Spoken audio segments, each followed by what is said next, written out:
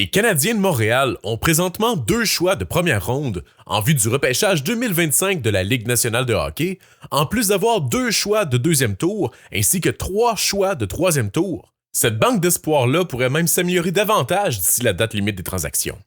Avec les points d'interrogation autour de l'état de santé de David Reinbacher, mais également avec les brillantes performances des attaquants Ivan Demidov et Michael Hage, il y a fort à parier que l'équipe de recrutement du CH ont grandement à l'œil les défenseurs droitiers de cette QV puis qui pourraient lancer quelques dards sur ces projets-là.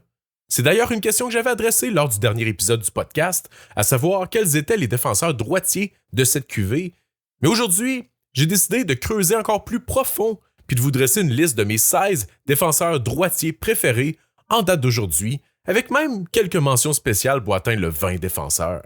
Le tout agrémenté de vidéos de ces joueurs-là. L'ordre dans lequel je vous les présente, c'est plus basé sur l'ordre dans lequel je m'attends de les voir sortir et non mon classement personnel. On commence donc ça en Lyon. Le premier défenseur droitier qui devrait entendre son nom être prononcé lors de la première journée du repêchage 2025 est sans contredit l'Américain Logan Hensler, 6 pieds 2, 196 livres, produit du programme de développement américain, mais qui évolue présentement dans la NCAA. Hensler figurait entre, je dirais, 8e et 15e dans pas mal toutes les listes sorties au mois d'octobre, parce qu'il n'avait pas encore débuté sa saison en fait, mais je m'attends de le voir cimenter sa place entre les rangs, je dirais, 5 à 8 assez rapidement.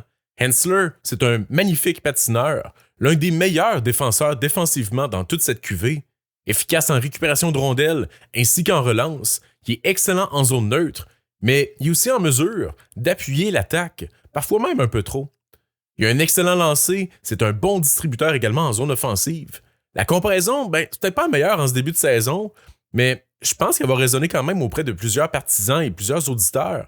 Je dirais que Logan Hensler, c'est un peu la version droitier de Sam Dickinson, du moins en termes des cases qu'il coche. Il est gros, il est rapide, il se porte à l'attaque, il est bon défensivement. La projection sur un top 4 de la LNH est facile à faire, puis il pourrait même devenir un solide deuxième défenseur. Même s'il n'est pas reconnu pour être un gros producteur de points, je peux voir un scénario où Hensler se développe, peut-être même en défenseur numéro 1, du genre défenseur complet d'une 50aine de points par saison. Le seul bémol, c'est que c'est un des joueurs les plus vieux de toute la QV, mais je pense qu'on parle ici d'un futur NHLer en Logan Hensler, puis possiblement un défenseur qui pourrait faire le saut très rapidement dans la LNH. Mettons que le CH repêche, passé le 6e rang, puis que les Porter Martone, Roger McQueen, Michael Misa et compagnie sont déjà sortis, je pense que Logan Hensler serait une belle cible pour le CH. Je pense qu'il coche beaucoup de cases que l'équipe recherche. Écrivez-moi en commentaire qu'est-ce que vous en pensez. Le prochain que je pense qui va sortir lors du repêchage, même si on s'entend il est très tôt, c'est Blake Fiedler, un autre défenseur qui devrait continuer de grimper les listes, je dirais même possiblement flirter avec le top 12, tellement le top 10 lors du repêchage. Fiedler, fils de Vernon, je parle ici de Vernon Fiedler et pas de Mike Vernon, en tout cas, les plus vieux, vous comprenez. C'est un défenseur droitier, 6 pieds 4 pouces, 207 livres, de profil two-way mobile, qui a énormément progressé depuis la saison dernière. L'an dernier, je trouvais que son patin était très moyen, je trouvais que Fiedler perdait souvent la rondelle également, mais cette saison-ci, tout ça semble être corrigé. Il est beaucoup plus posé défensivement, il tente moins de déjouer tout le monde en zone offensive, quoique il prend encore beaucoup de risques, mais c'est plus efficace, je dirais. Son efficacité en zone défensive et sa rapidité de prise de décision ont pris une bonne coche également, je trouve. Tout comme sa capacité à garder le contrôle puis la possession du disque. J'aime sa mobilité, sa vision, il a des bons flashs en zone neutre, il protège bien la rondelle, il a une excellente première passe, ses mains sont très bonnes, il panique pas avec la rondelle suite à une récupération en zone défensive, contrairement à d'autres noms qui s'en viennent dans le topo. Fiedler, c'est possiblement le défenseur au gros gabarit, le plus agile de toute cette portée. J'aimerais voir plus de robustesse dans son jeu, même s'il y a certains flashs à cet égard-là, mais c'est certain qu'avec le gabarit qu'il a, ses outils, en plus d'être droitier, il projette bien sur un top 4 dans la LNH, puis je m'attends à entendre son nom très tôt lors du repêchage. Comme Logan Hensler dont je viens de parler, Fiedler, c'est un des rares défenseurs cette année que je crois qu'il pourrait se développer en gars de première paire, mais contrairement à Hensler, Fiedler, c'est pas un late. Je dirais même qu'il est né tard, il est né en juillet. Donc, si le CH obtient un choix entre 10 et 15, puis que Fiddler est disponible, je pense que ça pourrait être un bon candidat si jamais Hensler est déjà sorti. À partir de là, je trouve qu'il y a une petite drop pour les prochains noms. Vous avez probablement déjà entendu parler de Radim Murtaca, qu'on voit classé déjà top 20, top 15 déjà pas mal partout, 6 pieds, 6 pouces, 198 livres. Les habitués du podcast, vous savez que j'ai encore un peu de misère à m'accrocher sur Murtaca, en grande partie en raison d'un manque dans sa vitesse d'analyse puis d'exécution, je trouve. Puis, j'ai pas encore été impressionné par sa mobilité, même si on va se le dire, il est très mobile pour un gars de cette taille-là. Trop souvent dans mes visionnements, je trouvais que quand il récupérait la rondelle, il n'était pas en mesure de faire quoi que ce soit avec. Je notais aussi que le jeu semblait souvent trop rapide pour lui, puis qu'il avait de la difficulté à exécuter sous pression, puis que son jeu en zone neutre était tout simplement difficile. Même s'il est grand, il n'est pas particulièrement fort ni solide sur ses patins également. Puis je pense que tout ça a été davantage exposé lorsqu'il jouait contre des messieurs qui sont beaucoup plus forts que les joueurs U20 auxquels on a été habitué de le voir jouer contre. Toutefois, j'ai écouté hier un match que Murtaca vient de disputer dans un calibre inférieur, soit la U20 en Tchéquie, puis je dois dire que ça commence un peu à cliquer, mais évidemment c'est un calibre inférieur. On recommence à voir le Murtaca qu'on avait vu au Linka et qui m'avait personnellement bien impressionné. Il semble avoir gagné cette fraction de seconde qui lui manquait dans la Ligue pour Monsieur en Tchéquie, puis son efficacité, je trouve, qu'a grandement monté. Il semble gagner en confiance, puis il se permet même de monter la rondelle lui-même. Il est mobile, il est fluide, mais pas particulièrement rapide comme que je disais, puis je trouve des fois son patin de reculon a un peu besoin de travail.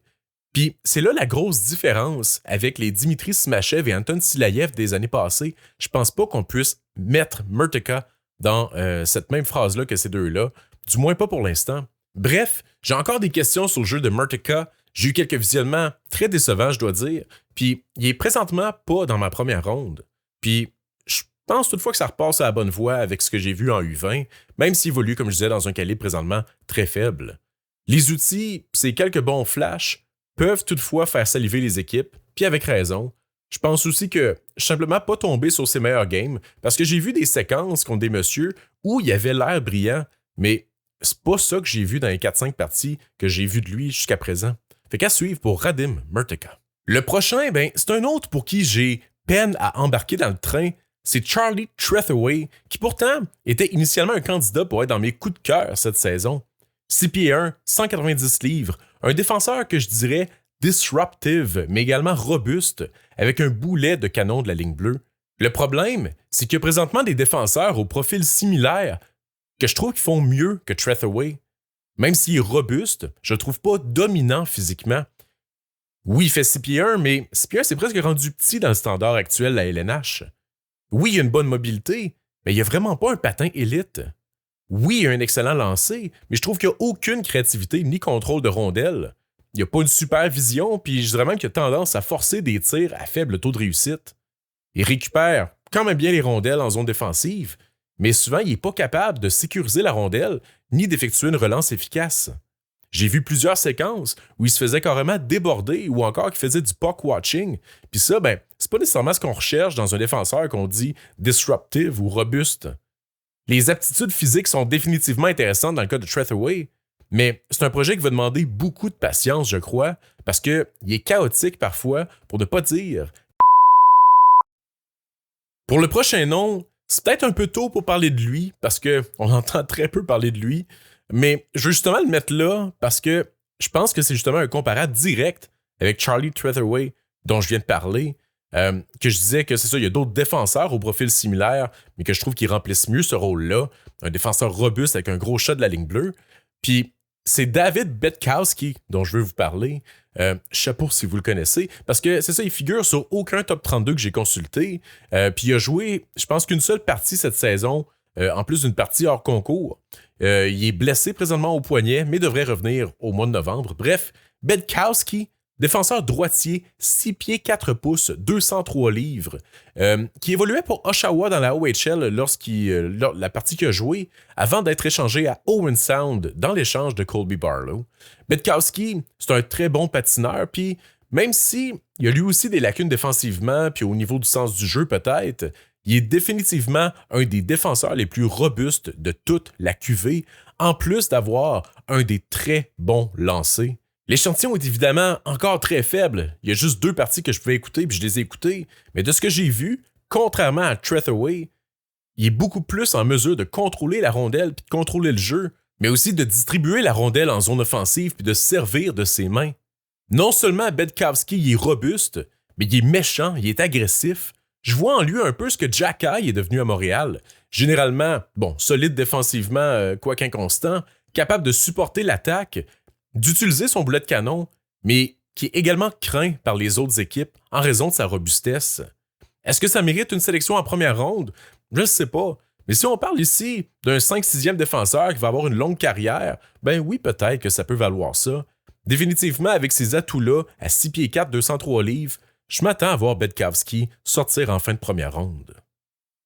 Un autre gros bonhomme que j'aime bien, c'est Carter Amico, du programme de développement américain, un défenseur plus stay-at-home qui entre dans la catégorie des choix pas sexy, mais qui devrait jouer LNH. 6 pieds 5 pouces, apporte pas grand-chose offensivement, mais il est mobile, il utilise bien sa longue portée, il gagne beaucoup de batailles le long des bandes, il effectue de bonnes relances, il joue robuste, sans finesse, mais ouais. Je pense qu'on parle ici d'un autre défenseur 5-6e, je crois. Plus gros, plus fort, que des gars justement comme Charlie Trethaway, dont il était question un peu plus tôt.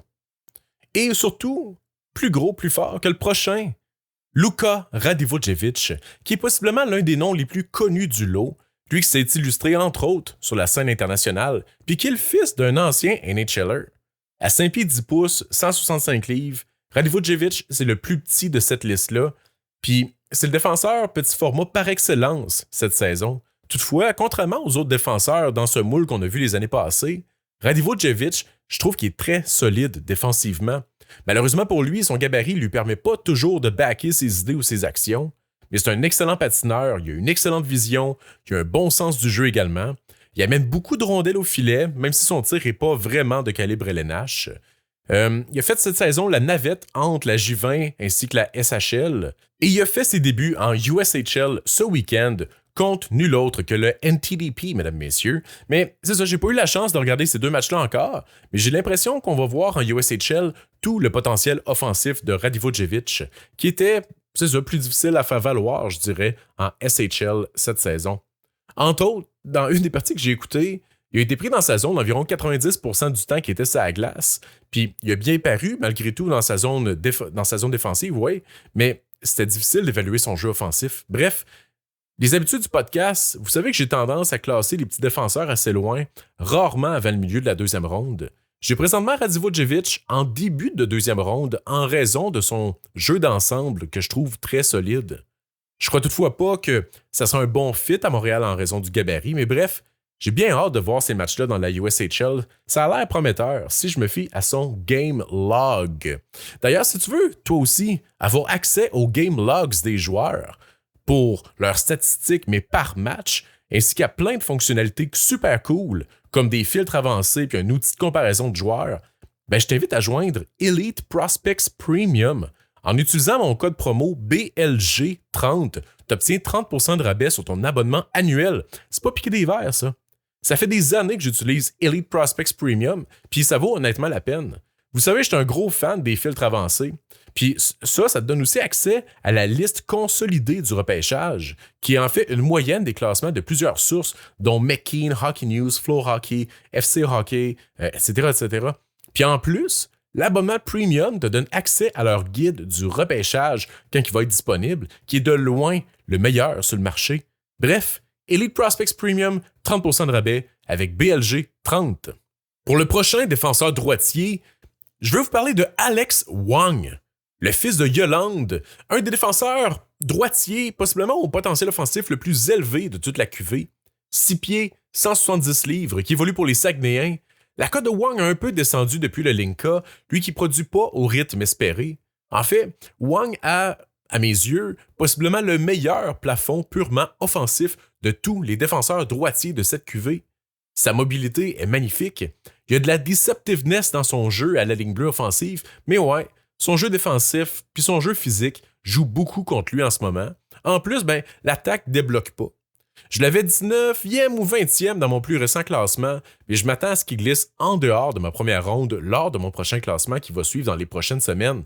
Il est présentement 25e en date d'aujourd'hui, mais il y en a beaucoup qui poussent et qui devraient le dépasser dans les prochains jours. Mais si Wang, ça débloque puis qu'il se met à produire, pour moi, c'est un choix de première ronde ici. Pour les prochains noms, c'est des gars un peu moins connus puis qui risquent pas de percer la première ronde, mais je vous en parle quand même rapidement parce qu'il y a des joueurs là-dedans que j'aime bien. Puis, comme je disais, le Canadien a plusieurs choix en deuxième et troisième ronde, fait que c'est peut-être des choix qui pourraient attirer leur attention. Le prochain, c'est Henry Brustevich, le frère du chasseur. 6 pieds 2 pouces, 194 livres, qui évolue pour l'excellent programme des Knights de London, puis qui évolue donc derrière Oliver Bonk. Fait qu'il n'y a peut-être pas le plus de temps de glace, mais ça ne l'empêche pas d'avoir récolté jusqu'à présent 6 passes en 8 matchs. Même si la plupart de ces points viennent de deuxième passe ou des jeux un peu chanceux. Mais bref, j'ai personnellement beaucoup aimé mes quelques visionnements de Brustevich, puis je serais vraiment pas surpris s'il perçait ma première ronde dans les prochaines semaines. Il joue un jeu très mature défensivement, il semble avoir un bon sens du jeu, il est robuste, il a un bon patin, un très bon patin même. Puis honnêtement, pas de grosses faiblesses marquantes, outre peut-être le upside offensif plus limité, mais comme je disais, il joue derrière Dickinson puis Bonk, ce qui limite peut-être justement ses missions offensives. Brustevich, c'est présentement mon candidat pour le trophée. Mais voyons non, comment ça personne ne parle de lui? Le prochain, c'est Carson Cameron, qui est, c'est excessivement difficile côté points pour Cameron. Il y a 1 point en 9 matchs, mais il joue pour une des pires équipes de la OHL, pour ne pas dire de la CHL. J'ai juste 2 visionnements de lui, isolés et trackés, fait que c'est difficile de me prononcer et de faire vraiment un constat clair. Mais pour l'instant, j'adore son intensité, son dynamisme, son implication dans toutes les facettes du jeu. Il me semble cocher quand même plusieurs cases, même s'il n'y a rien qui est élite. Puis je dirais même que c'est parfois difficile physiquement. En fait, il y a une partie que j'ai vue où il a tout simplement été dominé physiquement. Mais on va y donner, il n'a pas froid aux yeux, puis il y a assurément un instinct offensif qui est pas assouvi en ce moment en raison de son équipe de pisse. Son style lui est éparpillé, mais parfois il sort des belles choses de tout ça. Il est très agressif offensivement aussi, mais pour l'instant, ça paye pas. On va voir si ça va débloquer. J'ai hâte d'en voir plus. Surveillez ce nom-là, Carson Cameron, ou comme on dit en espagnol, Carson la crevette. Ensuite, j'ai pas le choix de vous parler de Carl Anborn, que vous avez possiblement vu classé 32e dans mon classement du début octobre. Ceux qui ont écouté mon dernier épisode, j'expliquais en fait cette liste-là, puis vous savez ce que j'ai dit à son sujet, là, que c'est évidemment farfelu d'avoir Anborn classé là, puis qu'il va pas sortir en première ronde, mais je voulais quand même souligner mon appréciation pour ce défenseur droitier de 6 pieds 1 pouce, 187 livres, évoluant en J18 et J20 en Suède. Il est, à mes yeux, Anborn, l'un des défenseurs les plus solides défensivement en ce début de saison. C'est pas le plus fort ni le plus robuste, mais il donne aucun espace, même sur une grande glace. Il termine ses mises en échec, il est calme, il protège son filet, puis ses relances sont honnêtement vraiment solides. Des passes franches et précises, même lorsqu'il est sous pression. C'est un patineur fluide, bien que pas le plus rapide. J'aimerais en voir plus offensivement, afin de lui apposer l'étiquette de défenseur two-way, ça le ferait définitivement monter dans les classements. Mais pour l'instant, offensivement, c'est juste des flashs qu'on voit, puis son lancer, je l'ai trouvé peu convaincant pour le moment. Mais c'est un joueur qui a un bon sens du jeu malgré tout, puis que je verrais très bien sortir en deuxième ronde, puis devenir un régulier dans la LNH. Le prochain, c'est un autre que j'avais dans mon top 32, mais que j'avais expliqué lors du dernier podcast que ça durerait pas, que c'était plus pour mousser la conversation. C'est Maxime Agafonov, 6 pieds 2, 198 livres, toujours droitier, qui a fait ses débuts dans la VHL en Russie la semaine dernière, après avoir été un véritable bully dans la MHL. Parce que c'est un peu ce qui résume le jeu d'Agafonov, tout détruire, ou destroy everything, comme dirait Jamie Jasta de Hatebreed. Un massacre digne de la bataille de Shrewd Farms. Agafonov, il est agressif. C'est pas toujours légal ce qu'il fait, mais c'est honnêtement un plaisir à écouter. Évidemment, c'est un gros cas de boom or bust ici, mais son patin et son instinct offensif sont quand même bons. Il y a des lacunes évidentes en défense, mais je verrais bien une équipe prendre une swing en deuxième ronde pour ce genre de profil-là de gros bonhomme qui veut tout détruire. Avant de vous présenter les 4 derniers défenseurs de ce top 16, voici en rafale quelques mentions honorables. Le premier, c'est Edouard Bondar, un Russe de 6 pieds 5 qui faisait ses débuts à Val d'Or, je pense, le week-end dernier. Même chose, je ne l'ai pas vu encore, mais s'il y a des gens qui ont vu Bondar jouer, laissez-moi savoir ce que vous en avez pensé en commentaire. Ensuite, Quinn Beauchesne de la OHL, défenseur robuste, intense de 6 pieds. Je pense que je l'ai juste vu une fois, donc pas assez là, pour le classer. Peyton Kettles de la WHL, 6 pieds 5, profil plus stay at home. J'ai pas vraiment été impressionné jusqu'à présent, sauf que c'est un des plus jeunes joueurs de la QV, il est né le 1er septembre, puis à 6 pieds 5, droitier. Évidemment, il y a des chances qu'il sorte quand même assez tôt. Jonas Wu, 5 et 9 de la WHL, présentement 7 points en 9 parties, mais il joue pour Medicine Hat, donc avec McKenna et compagnie. Mais je ne l'ai pas vu encore. Je suis pas pressé de le regarder en toute franchise. À 5 et 9, c'est comme du pastis. Il y en a qui aiment ça, mais moi, bof. Puis dernière mention honorable, Louis-Alex Tremblay, un autre produit de la Q qui produit très bien, mais que c'est ça, j'ai malheureusement pas eu le temps de visionner de manière isolée encore. Donc, c'est ça, le prochain, pour revenir, c'est ça, à mon top 16, là, même c'est pas un top 16, mais en tout cas, vous le connaissez peut-être, c'est Carlos Handel, un Allemand de 6 pieds 1 qui cumule 8 points en 11 parties avec les Mooseheads, le meilleur total dans la Q pour un défenseur à sa première année d'admissibilité au repêchage de la LNH devant Wang, Conrad et compagnie. Mes visionnements sont très limités, mais j'ai beaucoup été impressionné par sa mobilité. Handel, c'est un patineur fantastique, capable de bouger la rondelle d'une zone à l'autre. Je restais un peu sur ma faim en termes de créativité et de production en zone offensive. C'est pour ça qu'il n'est pas plus haut.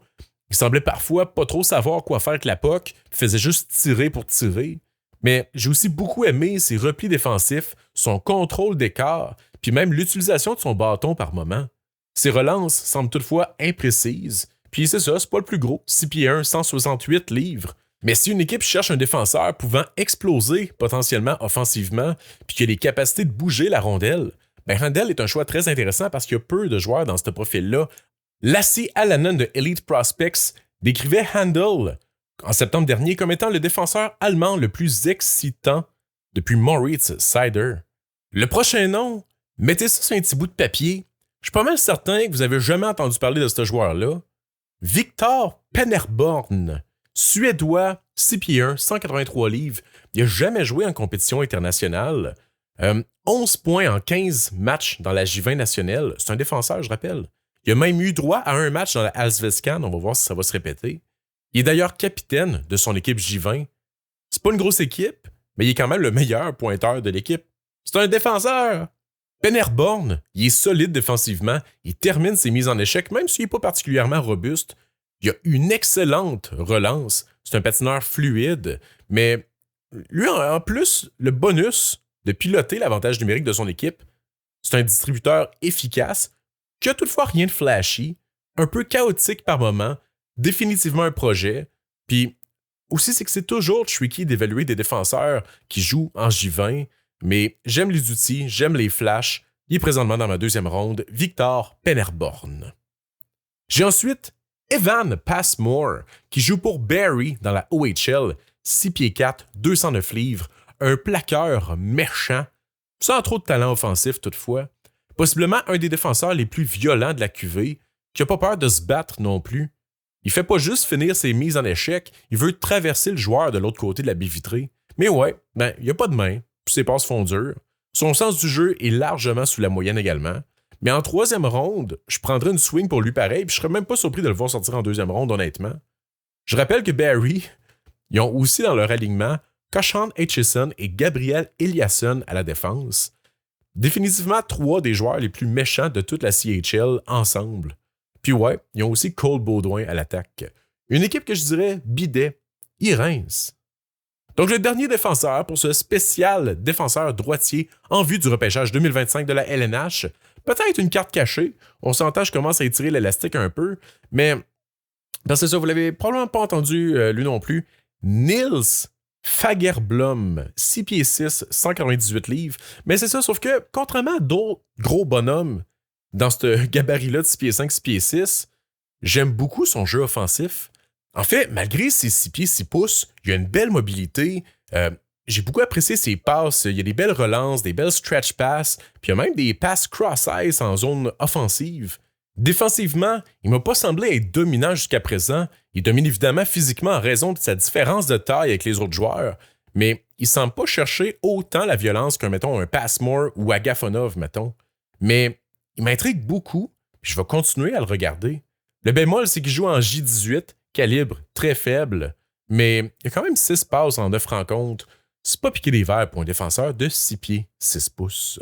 Donc voici ce qui fait le tour de ce premier tour d'horizon des défenseurs droitiers en vue du repêchage 2025 de la Ligue nationale de hockey. Si ce n'est pas déjà fait, je t'invite, toi, à t'abonner à ma chaîne YouTube ainsi qu'à tous mes réseaux sociaux, mais également à dropper un petit like sur cette vidéo, puis à m'écrire en commentaire quel joueur t'aimerais voir ton équipe sélectionner lors du repêchage. Merci pour votre écoute, puis à la prochaine. Bye bye.